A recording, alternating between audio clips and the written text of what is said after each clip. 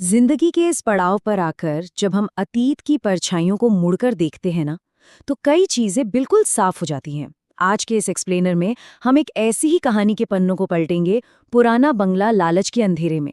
ये सिर्फ एक कहानी नहीं है, बल्कि एक ऐसा खौफनाक सच है जो दिखाता है कि कैसे महज एक लालच ने एक हंसते खेलते भरे पूरे परिवार की बुनियाद को हमेशा हमेशा के लिए हिलाकर रख दिया था। चलिए इस पूरे वाकये में जरा गहराई से उतरते हैं, क्योंकि शुरुआत में ना सब कुछ बहुत ही आम, बहुत ही मासूम सा लगता है। होता क्या है कि एक दिन अचानक एक फोन कॉल आता है जो इस पूरे जॉइंट फैमिली की किस्मत बदलने का वादा करता है। लेकिन बात वही है, कभी कभी जो चीजें बाहर से बहुत आसान और सुलझी हुई लगती है ना, उनके अंदर उतने ही गहरे और काले राज दफन होते हैं। ये एक महीने का बिल्कुल साधारण सा लगने वाला अरेंजमेंट असल में एक ऐसी अंधेरी गुफा का रास्ता था जिसके बारे में इस परिवार ने कभी सपने में भी नहीं सोचा था। तो आखिर वो शर्त थी क्या? शर्त बिल्कुल साफ और सीधी थी। परिवार को अपने गांव के उस पुराने, सालों से बंद पड़े पुश्तैनी बंगले में जाके पूरे 1 महीने तक रहना था। एक अनजान खरीदार ने ये अजीब सी मांग रखी थी कि वो इस प्रॉपर्टी को तभी खरीदेगा जब ये परिवार वहां खुद रह के ये साबित करे कि वो घर खाली या भूतिया नहीं है। अब जरा सोचिए, एक बहुत बड़ी रियल एस्टेट डील, करोड़ों का फायदा, और बदले में देना है सिर्फ अपना 1 महीना। ये एक ऐसा लालच था जिसे छोड़ पाना उन लोगों के लिए लगभग नामुमकिन सा हो गया था। और मजे की बात यह थी कि घर के बच्चे खामोशी से अपने बड़ों का ये सारा फैसला देख रहे थे। और पता है, यही वो पल था जहां उनका खुद पर ये ओवर कॉन्फिडेंस उनकी सबसे बड़ी भूल बन गया। परिवार के बड़ों ने बड़ी ही आसानी से हंसते हुए कह दिया कि अरे सिर्फ 1 महीने की तो बात है, हम एडजस्ट कर लेंगे, ये तो बिल्कुल एक फैमिली वेकेशन जैसा होगा। उन्हें लगा कि सब कुछ उनके पूरे कंट्रोल में है। लेकिन इस मासूम सी लगने वाली सोच में एक बहुत बड़ी विडंबना छुपी हुई थी। उन्हें लग रहा था कि वो हालात को अपने हिसाब से चला रहे हैं, जबकि कड़वी सच्चाई तो ये थी कि उनका अपना ही लालच अब उन्हें एक कठपुतली की तरह नचाने के लिए पूरी तरह तैयार था। यहाँ दिखावे और सच्चाई के बीच का फासला समझना बहुत जरूरी है। एक तरफ उनका दिखावा था, एक दूसरे से बेइंतहा प्यार करने वाला, मिलजुल कर रहने वाला संयुक्त परिवार जो मन ही मन सोच रहा था कि चलो इसी बहाने एक शानदार वेकेशन हो जाएगा। लेकिन दूसरी तरफ जो असलियत थी वो एकदम अलग थी। सच तो ये है कि ये उनके उस लालच के घुटन भरे दलदल में रखा गया पहला कदम था, जहां सिर्फ और सिर्फ शक, डर और अविश्वास पनपने वाला था। ये चीज उस मासूम सोच और आने वाले भयानक यथार्थ के बीच के फर्क को बिल्कुल शीशे की तरह साफ कर देती है। चलिए आगे बढ़ते हैं और देखते हैं कि ये सब धीरे धीरे कैसे शुरू होता है। इस टाइमलाइन पर जरा गौर कीजिएगा। पहला दिन काफी उत्साह भरा था। सबने बड़े प्यार से मिलजुल कर काम बांटे कि भाई किसे खाना बनाना है, किसे घर की सफाई करनी है। लेकिन तीसरे दिन तक आते आते वही छोटे मोटे रोजमर्रा के काम एक बहुत भारी बोझ लगने लगे। और पांचवें दिन तक तो सबके दिलों में कड़वाहट इस कदर भर गई थी कि उस पुराने घर में बिना कुछ कहे ही अदृश्य लकीरें खिंच चुकी थी। लोग अपने ही हिस्से का काम करके बुरी तरह थक रहे थे और दूसरों को शक की निगाह से देखने लगे थे कि कहीं ये मुझसे कम काम तो नहीं कर रहा। लालच का जहर और पैसा कैसे धीरे धीरे खून के रिश्तों को ही खत्म कर देता है। इसी लालच के जहर ने ना सबसे पहले भाई भाई के अटूट विश्वास को शक की गहरी खाई में धकेल दिया। इस डायनामिक को समझना बहुत दिलचस्प है। अमित और रोहन जो सगे भाई थे, बचपन से साथ पले बड़े थे, उनके बीच का वो मजबूत रिश्ता अब पूरी तरह दरक चुका था। अब फोन कॉल्स छुप छुप कर अटेंड किए जा रहे थे। घर में फुसफुसाहटें होने लगी थी। भैया कमरे में अकेले किससे बात कर रहे हैं? क्या मुझसे डील के असली पैसे छुपाए जा रहे हैं? इस तरह के आरोप अब रोज की बात हो गए थे। दोनों भाइयों को हर पल बस यही डर सताने लगा था कि दूसरा भाई डील का बड़ा हिस्सा हड़पने की कोई गहरी साजिश रच रहा है। ये ना एक ऐसा दुखद और यूनिवर्सल सच है जिसे चाहकर भी नकारा नहीं जा सकता। अगर रिश्तों में पैसा अपनी जगह बनाने लगे तो खून भी पानी लगने लगता है। जब इस पूरी कहानी को एक उम्र दराज और अनुभवी नजरों से देखा जाता है तो अंदर तक ये बात चुभती है कि कैसे चंद कागज के टुकड़ों के लिए पीढ़ियों का प्यार, वो अपनापन पल भर में जलकर राख हो जाता है। अब इस पारिवारिक टूटन के जो लक्षण थे ना, वो बिल्कुल साफ नजर आ रहे थे। छोटी छोटी असुविधाएं जैसे गैस स्टोव खुला छोड़ देना या झाड़ू लगाना अब एक बड़े युद्ध का रूप ले रही थीं। घर की औरतें नेहा, काव्या और सोनल, जो पहले हंसते खेलते मजाक करते हुए काम बांटती थीं, अब बात बात पर एक दूसरे पर ताने कस रही थीं। हर किसी को बस यही लग रहा था कि सारी मेहनत, सारा पसीना वो बहा रहे हैं, जबकि बाकी लोग मुफ्त में डील का पैसा खाने की फिराक में आराम फरमा रहे हैं। नौबत यहां तक आ गई थी कि परिवार का हर एक सदस्य अब दूसरे को अपना सबसे बड़ा दुश्मन मानने लगा था। और फिर इस भयंकर मानसिक तनाव के बीच कहानी में एक बहुत ही गहरा सस्पेंस आता है। जब घर की सफाई करते हुए एक पुराने कमरे से दादी की धूल भरी डायरी मिलती है तो अचानक पूरे घर में एक अजीब सा सन्नाटा छा जाता है। डायरी हाथों में थी, पन्ने सामने खुले थे, लेकिन उसे पढ़ने की हिम्मत किसी में नहीं हो रही थी। ये एक ऐसा खौफ था जो उन्हें अंदर ही अंदर लकवा मार रहा था। आखिर ऐसा क्या था उस पुरानी डायरी में जिससे इतना खौफ खाया जा रहा था?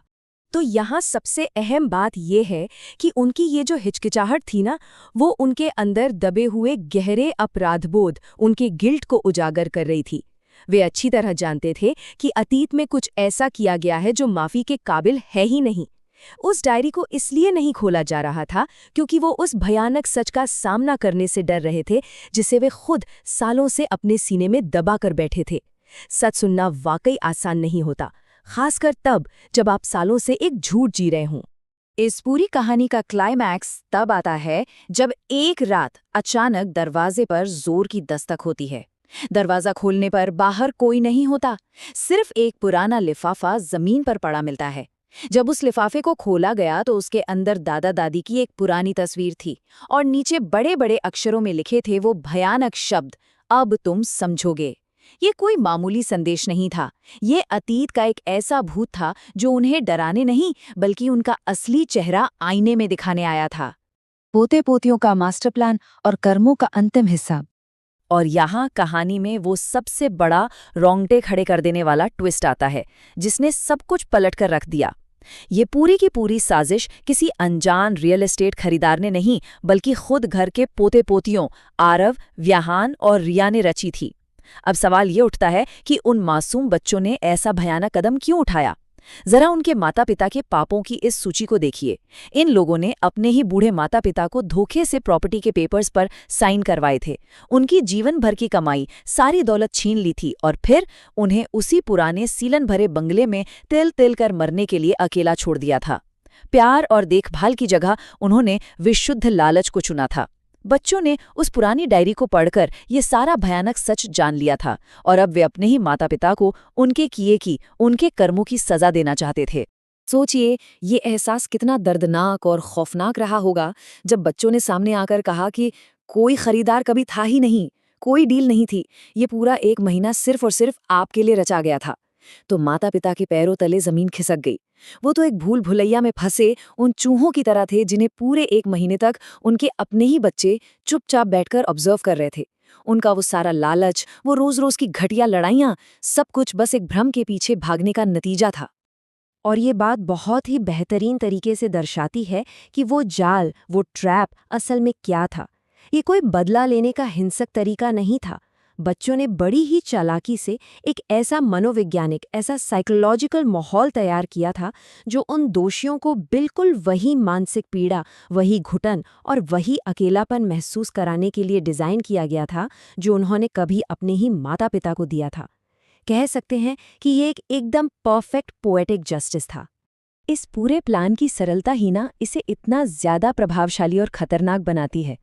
पहला कदम, एक झूठी और भारी भरकम मुनाफे वाली डील का लालच देना। दूसरा कदम, उन सभी दोषियों को उस अपराध स्थल यानी उसी पुराने घर में एक साथ रहने को मजबूर करना। और तीसरा और सबसे खतरनाक कदम, खुद कुछ ना करना बल्कि उनके खुद के अंदर छिपे हुए लालच को, उनके रिश्तों को दीमक की तरह अंदर ही अंदर खाने देना। एकदम मास्टर स्ट्रोक। यहाँ दोनों पीढ़ियों की नीयत का एक बहुत बड़ा फर्क देखने को मिलता है। एक तरफ उन पोते पोतियों के दिलों में अपने दादा दादी के प्रति सच्चा प्यार और उनकी पवित्र यादें थीं जिसने उन्हें इस कड़वे सच के लिए खड़े होने की हिम्मत दी, और दूसरी तरफ उन माता पिता का घिनौना नैतिक पतन था जो मुनाफे के अंधेपन में अपने सगे रिश्तों को, अपने जन्म देने वाले माँ बाप को ही भूल चुके थे। इस एक घटना ने परिवार के भीतर शक्ति और सम्मान के पूरे संतुलन को हमेशा हमेशा के लिए बदल कर रख दिया था। उस खौफनाक खुलासे के बाद उस पुराने बंगले में एक अजीब सी डरा देने वाली खामोशी छा गई थी। उस दिन के बाद से भाई भाई और देवरानी जेठानी कभी एक दूसरे से नजरें तक नहीं मिला पाए। बंगले की वो पुरानी दीवारें तो अपनी जगह पे जस की तस खड़ी थीं, लेकिन जो एक खुशहाल जॉइंट फैमिली होने का झूठा गुरूर था ना, जो आपसी भरोसा था, वो हमेशा के लिए टूटकर बिखर चुका था। अब जो सबसे दिलचस्प और सोचने वाली बात है, वो है ये शून्य, ये जीरो। पूरे 1 महीने के उस अंधे लालच, उन साजिशों और लड़ाइयों के बाद आखिर में हासिल क्या हुआ? शून्य। पैसे के नाम पर हाथ सिर्फ जीरो लगा। और इससे भी बड़ी बात यह है कि इस 1 महीने के अंत तक आपसी रिश्तों और परिवार के उस प्यार की कीमत भी बिल्कुल जीरो हो चुकी थी। कुछ नहीं बचा था उनके पास। इस एक्सप्लेनर के अंत में एक ऐसा गहरा सवाल बाकी रह जाता है जो शायद बहुत लंबे समय तक जहन में गूंजता रहेगा। दौलत के पीछे अंधी दौड़ भागते हुए अक्सर अनजाने में हम अपने सबसे कीमती रिश्तों को पीछे छोड़ देते हैं। उन माता पिता को अपनी उस भयंकर गलती का एहसास तो हो गया था, लेकिन जैसा कि हमेशा कहा जाता है, वक्त कभी मुड़कर वापस नहीं आता।